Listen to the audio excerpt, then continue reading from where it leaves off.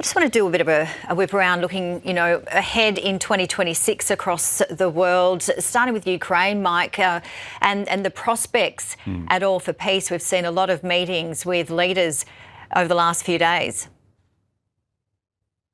Indeed. I think if I was to preview the year very quickly, and then we'll come back to Ukraine, I'd be looking at Ukraine and prospects there. Then I'd go to the Middle East. I think there are some developments there that we need to keep a very close eye on, including the potential spin-off for terrorist attacks, and we'll come to that. China-US relations are going to be fascinating this year in the lead up to a number of high-level meetings, and then I'd probably round out with the US congressional midterms at the end of the year in November. But on Ukraine, look, we all would hope for and wish for some kind of peace settlement so the killing would stop. I just fear that Putin's not going to back off from his outrageous demands for territory, and Zelensky, or whoever indeed might replace Zelensky in the aftermath of an election, say, I think would by right dig in and say, hang on, you've completely breached the UN Charter that was established in 1945 to stop precisely this. You've taken a piece of land through force and now you're going to be rewarded for it. Imagine if an invader took Queensland and said, look, we can have peace as long as we get to keep Queensland. So, look, I hate to be the bearer of bad news, but I think this is intractable. Unfortunately, I think both sides have mobilised their economies and mobilised their industrial base and their populations to keep fighting, and notwithstanding the best efforts to achieve peace, my call at the moment would be there's a less than 50% chance of getting some kind of sustainable or enduring peace. And what about your thoughts on the Middle East, especially with Israel and Palestine?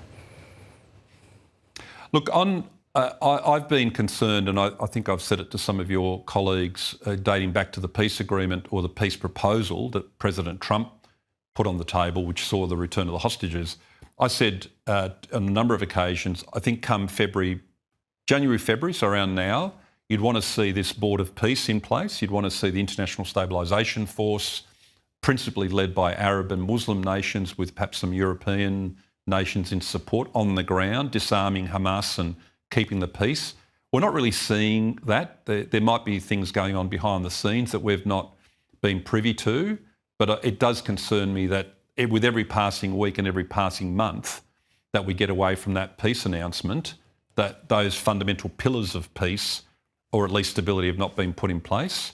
I think we're all watching Iran with very, very close interest. I watched with interest your previous interview with the previous guest. I absolutely agree. There's something going on in Iran, both in terms of the political dissent, the use of lethal force against protesters. There seems to be something emerging there. Equally, the Iranians seem to be reconstituting some of their capabilities after the dramatic strikes last year. So watch that space.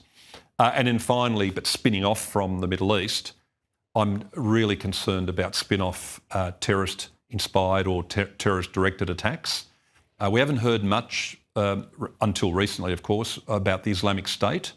They were really smashed to smithereens in around 2018, 2019 on the ground in the Caliphate. They dispersed. A lot of them went into Africa and places like the Philippines.